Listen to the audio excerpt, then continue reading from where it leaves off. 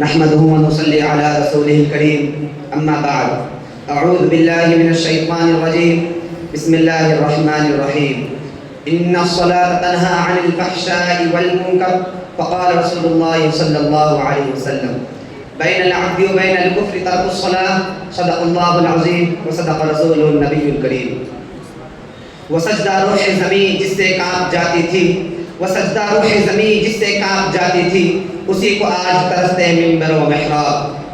حضرات، اللہ تبارک و تعالیٰ کا احسان عظیم یہ ہے کہ حق تعالیٰ نے ہمیں اس متبرک و منور مجلس میں بیٹھنے کی توفیق دی۔ بہت دنوں سے قلب میں آرزو و تمنا تھی کہ آپ حضرات کے روبرو نماز کو موضوع گفتگو بناؤ۔ اس مقصد کو سامنے رکھ کر لب کشائی کی جسارت کر رہا ہوں، اور میں اپنے آپ کو بہت ہی خوش نصیب سمجھتا ہوں کہ آپ جیسے معزز مکرم حضرات کے مابین لب کشائی کا موقع ملا۔ اللہ ہمیں سماج سے عمل پیرا بنائے۔ خالق السماوات والارض نے امت مسلمہ اور اپنے حبیب محشر انسانیت صلی اللہ علیہ وسلم کو بے بہا نعمتوں سے نوازا اور ہمیشہ تحفوں سے سرفراز فرماتا رہا۔ ان نعمتوں میں ایک اعلیٰ اور تحفہ نماز کا تحفہ ہے۔ اس متبرک تحفے کی فضیلت روز روشن کی طرح آیا ہے۔ اللہ تعالیٰ نے حج کو فرض نازل فرمایا، زکات کو فرض نازل فرمایا، روزہ کو فرض نازل فرمایا، ایمان کو فرض نازل فرمایا، تمام احکام کو فرض نازل فرمایا، لیکن جب نماز کی باری آئی تو رب کائنات نے اپنے حبیب محشر انسانیت صلی اللہ علیہ وسلم کو فرمایا ہم آپ کو یقینی تحفہ دینے والے ہیں۔ یہ تحفہ بہت ہی اعلیٰ ہے، یہ تحفہ بہت ہی ارفع ہے، اعلیٰ و ارفع سے اعلیٰ ہی جگہ عطا کیا جاتا ہے، لہذا نماز کو عرش الہی پر بلا کر عطا کیا گیا۔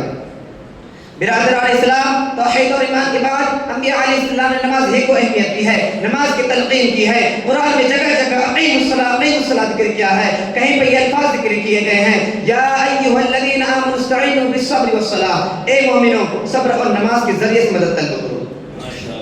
جب صحابہ کرام رضوان اللہ علیہم اجمعین کو حضور اکرم صلی اللہ علیہ وسلم نے معراج کا تحفہ ذکر کیا اور نماز کی بشارت دے تو تمام صحابہ کرام جھوم اٹھے، سبحان اللہ، اب تو ہم نمازوں کے ذریعے ہر مشکل آسان کریں گے، اب تو ہمیں خدا سے مانگنے کا واسطہ وسیلہ مل گیا۔ 5 وقت کی نماز ادا کریں اور 500 نماز کا ثواب ملے۔ نماز جنت حاصل کرنے کا ذریعہ ہے، نماز رضا الہی حاصل کرنے کا وسیلہ ہے، نماز رسول کی محبت حاصل کرنے کا واسطہ ہے، نماز سے قلب کو نورانیت ملتی ہے، نماز سے ایمان و عقائد و قوت ملتی ہے، نماز زندگی کو آفتاب سے زیادہ روشن کر دیتی ہے، نماز اس وقت چراغ کا کام کرتی ہے جہاں چاروں سے اندھیرا ہی اندھیرا ہو، یعنی قبر میں۔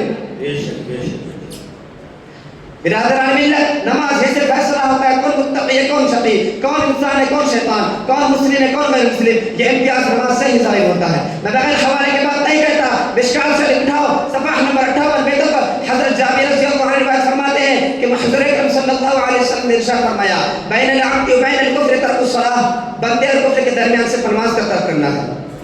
حضور اکرم صلی اللہ علیہ وسلم نے دوسری جگہ ارشاد فرمایا من ترک الصلاۃ متعمدا فقد کفر، جس نے بھی جان بوجھ کر نماز کو ترک کیا وہ اس نے کفر کیا۔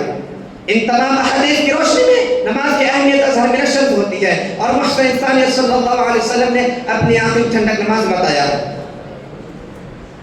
کسی شاعر نے کیا خوب کہا، یہ ایک سجدہ کسی کو گراں سمجھتا ہے، ہزاروں سجدوں سے دیتا ہے آدمی کو نجات۔ شاید آئیہ علیہ السلام قیامت کے دن سب سے قبل نماز کے بارے میں سوال ہوگا، اس دن کسی کا کوئی نہ ہوگا، انسان خود کے پسینے میں ڈوبتے ہوں گے، ہر شے نفسی نفسی پکارے گی، اس وقت سب سے پہلے نماز کا سوال ہوگا۔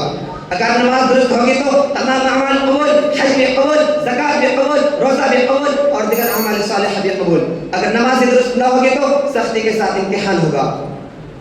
اللہ ہم سب کا امتحان آسان فرمائے اور ہم سب نماز کا پابند بنائے۔ میں اس شعر کے ساتھ تقریر ختم کرتا ہوں۔ پڑھ نماز پنجگانہ نہ کر کوئی بہانہ، پڑھ نماز پنجگانہ نہ کر کوئی بہانہ، اسی میں ہے جنت ورنہ دوزخ تمہارا ٹھکانہ، وما علینا الا البلاغ۔